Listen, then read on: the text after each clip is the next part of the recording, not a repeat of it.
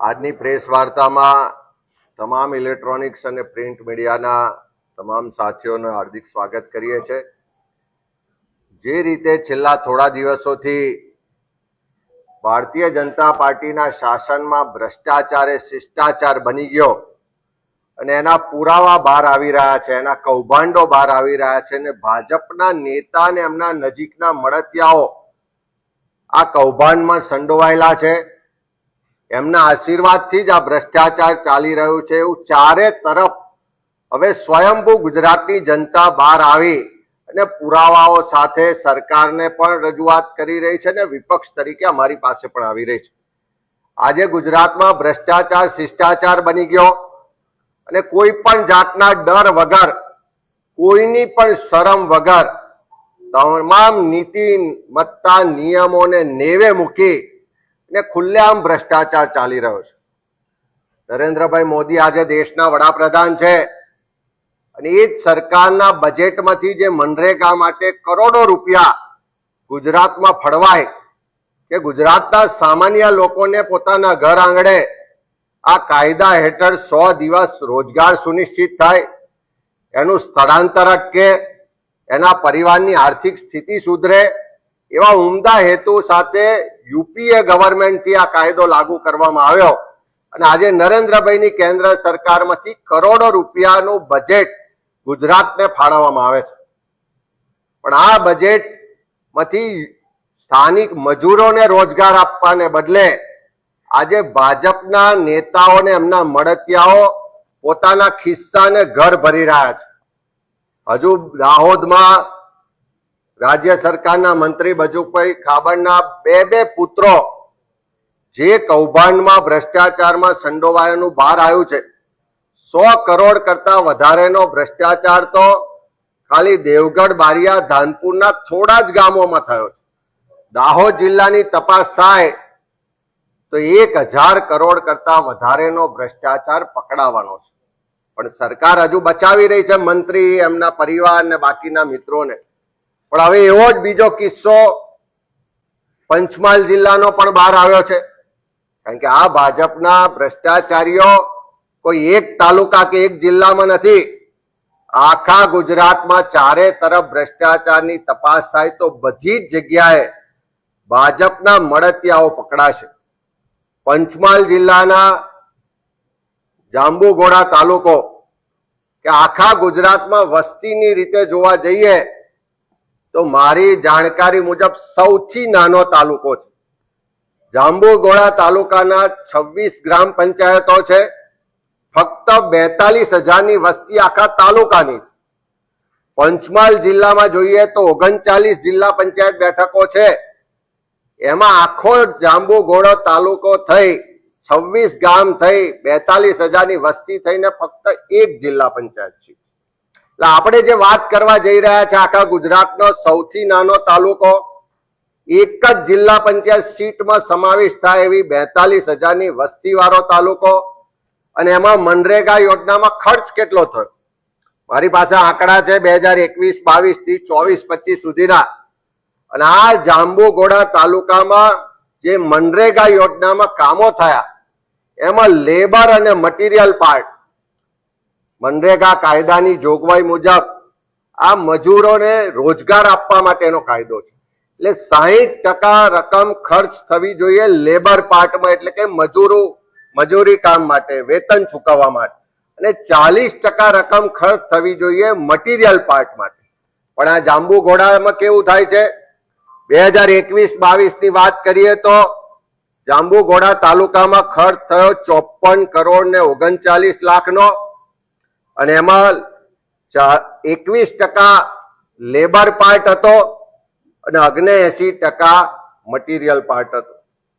2022-23 નું વર્ષ એટલે ચૂંટણીનું વર્ષ હતું, ભાજપ તો પેલું ધન સંગ્રહ કરે, ચૂંટણી ફંડ ઉઘરાવે એનું વર્ષ હતું, એટલે 22-23 ના વર્ષમાં જાંબુઘોડા તાલુકામાં જે કામ થયા, ચૂકવણું થયું, એ લેબર અને મટીરિયલ બંનેનો ખર્ચ ગણીએ તો 128.99 કરોડ રૂપિયાનો ખર્ચ ખાલી એક જિલ્લા પંચાયત સીટના તાલુકામાં થયો, અને એમાં પણ લેબર પાર્ટ ને મટીરિયલ પાર્ટ જોઈએ તો ફક્ત 6% રકમ લેબર પાર્ટમાં વપરાય અને 94% રકમ મટીરિયલ પાર્ટમાં વપરાય.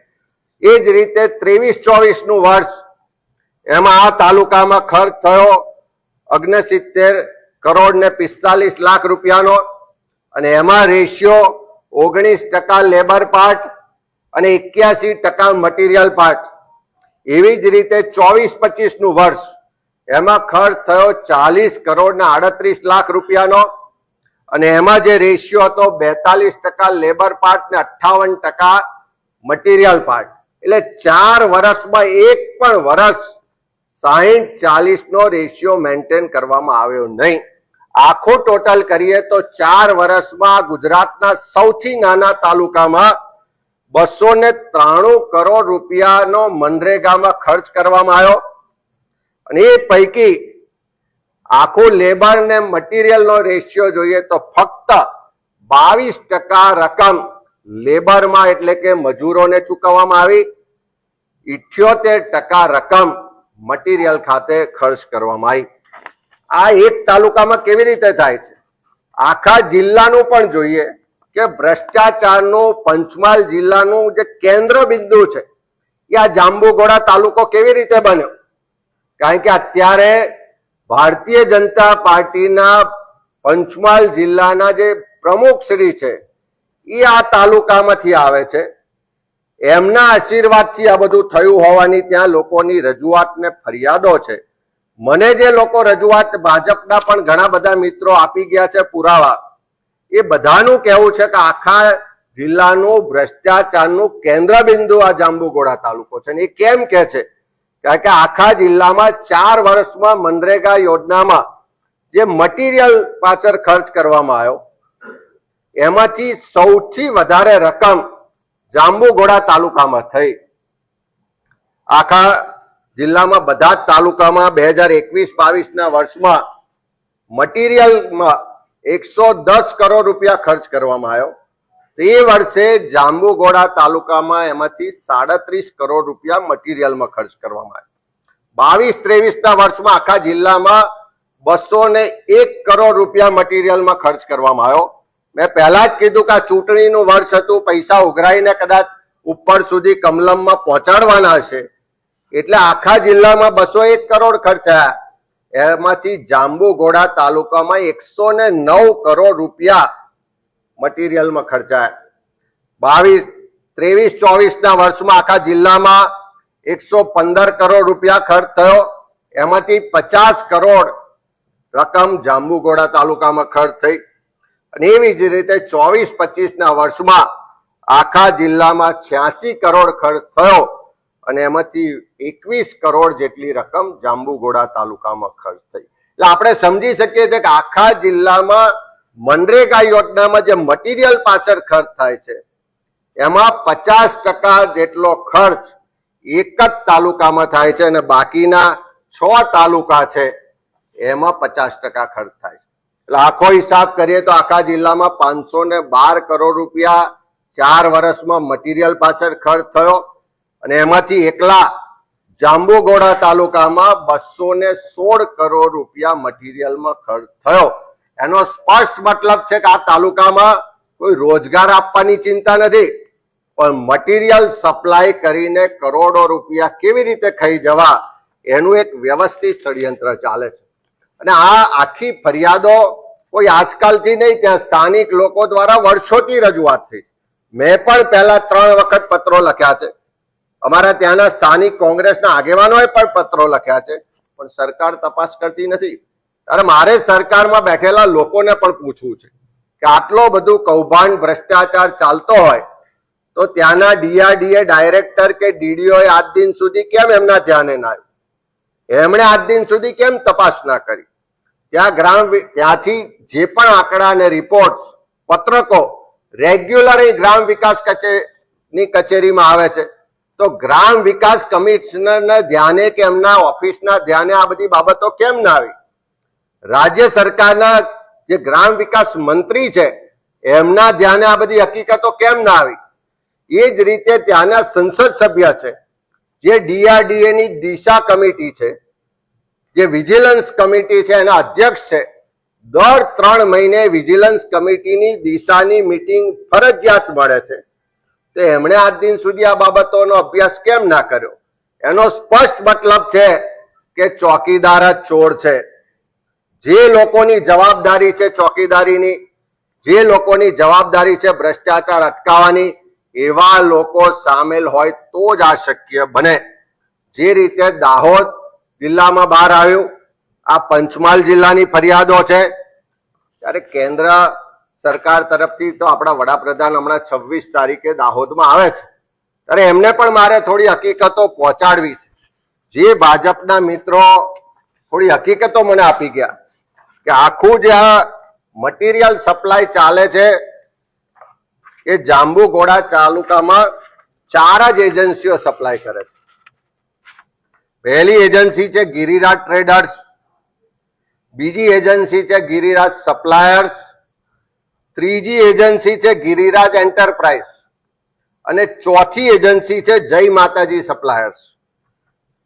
મને કોઈ કીધું કે આટલું બધું કરોડોનું મટીરિયલ સપ્લાય કરતા હોય તો મોટી એજન્સી હશે, મોટું કામકાજ હશે, તો કોણ છે આ લોકો? હમણાં જીએસટી ની વેબસાઇટ પરથી હમણાં જ એના પિન નંબર, જે ટીન નંબર હોય એ નાખીને હકીકતો જે કાઢી છે અને એમાં જે બહાર આવ્યું છે કે ગિરિરાજ ટ્રેડર્સ છે, જેણે હું માનું છું કે કરોડો રૂપિયાનું મટીરિયલ સપ્લાય કર્યું છે, એના જે લીગલ નેમ ઓફ બિઝનેસ જેનું નામ છે મયંક કુમાર દેસાઈ છે. હજુ ચેક કરવાનું છે, પણ મને કોઈ કહ્યું કે જિલ્લા ભારતીય જનતા પાર્ટીના હાલના પ્રમુખ છે. બીજું નામ અહીંયા આવ્યું છે ગિરિરાજ એન્ટરપ્રાઇઝ, એમાં પણ માલિકનું નામ આવ્યું છે જિગ્નેશ સુંદરલાલ દેસાઈ. ત્રીજું નામ જે ગિરિરાજ સપ્લાયર્સ એજન્સી છે એમાં નામ આવ્યું છે કેતુબેન મયંક કુમાર દેસાઈ, એ પૂર્વ જિલ્લા પંચાયતના પ્રમુખ અને હાલના જિલ્લા ભાજપના પ્રમુખના પત્ની હોઈ શકે છે. અને ચોથું નામ આવ્યું છે જય માતાજી સપ્લાયર્સ અને એમાં નામ છે છત્રસિંહ ભરતસિંહ બારિયા. મને કોઈ કીધું કે જિલ્લા ભાજપ પ્રમુખના ખૂબ નજીકના માણસ છે, એક સમય એમના ડ્રાઈવર પણ હતા. અને આ ચારે નામ જે રીતે બહાર આવ્યા છે, ચારે એજન્સીએ કેટલા કરોડનું મટીરિયલ સપ્લાય કર્યું એ બધા જ આંકડા રેકોર્ડ પર છે, મારી પાસે એના પુરાવા પણ છે. મારી રાજ્ય સરકારને વિનંતી છે, સાથે માગણી પણ છે, વડાપ્રધાન શ્રી 26 તારીખે ગુજરાત આવી રહ્યા છે, ત્યારે એમને પણ કહેવું છે કે આપણે ચૂંટણીમાં ભાષણો ખૂબ કર્યા કે દેશમાં વડાપ્રધાન સ્વર્ગસ્થ રાજીવ ગાંધીજી હતા ત્યારે 1 રૂપિયો કેન્દ્રમાંથી મોકલવામાં આવે તો નીચે 10 પૈસા પહોંચે છે. આજે નરેન્દ્રભાઈના શાસનમાં પંચાયત થી લઈને પાર્લામેન્ટ સુધી એમના જ ભાજપના લોકો બેઠા છે, એમનું જ શાસન છે. ગુજરાતમાં તો એમના ખાસ બધા જે પોતાના ફેસબુક કે ટ્વિટરમાં આઈડીમાં મૂકતા હતા કે હું ચોકીદાર છું, એવા ચોકીદારો બેઠા છે. અને એ જ ચોકીદારો હવે ચોરી કરે છે અને નરેન્દ્રભાઈ જે ઉપરથી 1 રૂપિયો મોકલે છે, આ ચોકીદારો નીચે 1 પૈસો પણ પ્રજા સુધી પહોંચવા દેતા નથી. મને જે આખી ફરિયાદો મળી છે, જે મુજબ થોડા ગામના આંકડા અને વિગતો પણ આપણી પાસે છે, એ ગામોમાં એક ગામમાં લગભગ 2,000 કામો મંજૂર થયા છે. મારી પાસે 3 જ ગામની વિગતો આપું આપને કે ખાંડીવાવ ગામ છે, ત્યાંની ગામની વસ્તી છે 1250 ની. એનો જે એરિયા છે એ 2 સ્ક્વેર કિલોમીટરના એરિયામાં ગામ વસેલું છે. ત્યાં જે જોબ કાર્ડ ઇસ્યુ થયેલા છે, જે એક્ટિવ જોબ કાર્ડ છે, જે ગવર્મેન્ટની વેબસાઇટ પર અવેલેબલ છે, એવા 196 એક્ટિવ જોબ કાર્ડ હોલ્ડર છે. એટલે 196 લોકો જ કામ કરવા આવે છે. હવે આ ગામમાં કામ કેટલા થયા તો 4 વર્ષનો હિસાબ છે મારી જોડે, 2021-22 થી 24-25 સુધીનો 29 કરોડ રૂપિયાના મટીરિયલ કમ્પોનન્ટમાં કામનું ચૂકવણું થયું છે અને 80 લાખ રૂપિયાનું લેબર કામમાં ચૂકવણું થયું છે. અને 1617 વિકાસના કામો થયા છે આ 1250ની વસ્તી વાળા ગામમાં. એવું જ બીજું ગામ છે જાંબુઘોડા, જે તાલુકા પ્લેસ છે. ત્યાં કોઈ જોયું હશે તો બધાને ખ્યાલ હશે કે 50% ગામ તો એવું છે કે નાની મોટી દુકાનો, ધંધા, વેપાર સાથે જોડાયેલા લોકો રહે છે. કોઈ ખેતીનું કે પશુપાલનનું કામ નથી કરતા ત્યાં. હવે એ ગામની વસ્તી છે 2731ની. એ ગામનો જે વિસ્તાર છે 0.75 સ્ક્વેર કિલોમીટરનો વિસ્તાર છે, એટલે એનું જે રેવન્યુ કહેવાય એ 75 હેક્ટર જેટલી જગ્યાનો રેવન્યુ વિસ્તાર આ ગ્રામ પંચાયતનો છે. ત્યાં આગળ એક્ટિવ જોબ કાર્ડ હોલ્ડરો છે 894. કદાચ હજુ તપાસ થશે ગામે ગામ તો આ બોગસ ભૂતિયા જોબ કાર્ડ હોલ્ડરોનું પણ બહુ મોટું કૌભાંડ આમાં આવવાનું છે. અને ત્યાં આગળ છેલ્લા 4 વર્ષમાં 2040 જેટલા વિકાસ કામો ખાલી મનરેગા યોજનામાં થયા છે. બીજી યોજના તો અલગ. એમાં 17.62 કરોડ રૂપિયાનું મટીરિયલ વપરાયું છે અને 46.96 એટલે કે 47 લાખ રૂપિયા લેબર માટે ચૂકવાયા છે એવા આંકડા છે. એવું જ ત્રીજું ગામ છે કરા, કે જે ગામની વસ્તી છે 1200ની. એ ગામનું ક્ષેત્રફળ છે 2.47 સ્ક્વેર કિલોમીટર. એ ગામમાં એક્ટિવ જોબ કાર્ડ હોલ્ડરો છે 478. એ ગામમાં 1438 કામ થયા છે 4 વર્ષમાં. એમાં ખર્ચ કેટલો થયો તો મટીરિયલ પાર્ટ લેકે 26 કરોડ ને 50 લાખ રૂપિયાનો મટીરિયલ ખર્ચ થયો છે અને લગભગ 25 લાખ રૂપિયાનો લેબર ખર્ચ થયો છે. આ આંકડા 4 જ ગામના આપ્યા છે. મારી જોડે 26 ગામના આંકડા છે. આ બધી હકીકતો જોઈએ તો એટલું ચોક્કસ છે કે આટલી મોટો ભ્રષ્ટાચાર હોય, જેમ દાહોદમાં 3 જ ગામની તપાસ થઈને 71 કરોડની એફઆઈઆર થઈને મંત્રીશ્રીના 2 પુત્રો આજે જેલમાં છે, પણ નૈતિકતા નહીં હોવાને કારણે રાજીનામું નથી આપતા. સરકારમાં નૈતિકતા નથી, સરકારમાં હિંમત નથી, એટલા માટે એમને મંત્રીમંડળમાંથી દૂર પણ નથી કરતા. ત્યારે આ બીજો ભ્રષ્ટાચારનો મુદ્દો ફરિયાદ બહાર આવી છે કે હવે ભારતીય જનતા પાર્ટીના જિલ્લાના પ્રમુખ છે, એ જ વિસ્તારમાંથી પૂર્વ જિલ્લા પંચાયતના પ્રમુખ રહ્યા છે, એમને ત્યાં પણ જો આની તપાસ થાય તો હું ચોક્કસ કહું છું કે 100 કરોડ કરતા વધારેનો ભ્રષ્ટાચાર બહાર આવશે. ત્યાં આગળ સ્થળ પર જે હકીકતો, ફરિયાદો મને મળી છે કે અનેક કામો એવા છે કે જેના સ્થળ પર એક પથ્થર પણ નાખવામાં નથી આવ્યો કે એક ઈંટ પણ મૂકવામાં નથી આવી ને બારોબાર એના ચૂકવણા કરવામાં આવ્યા છે.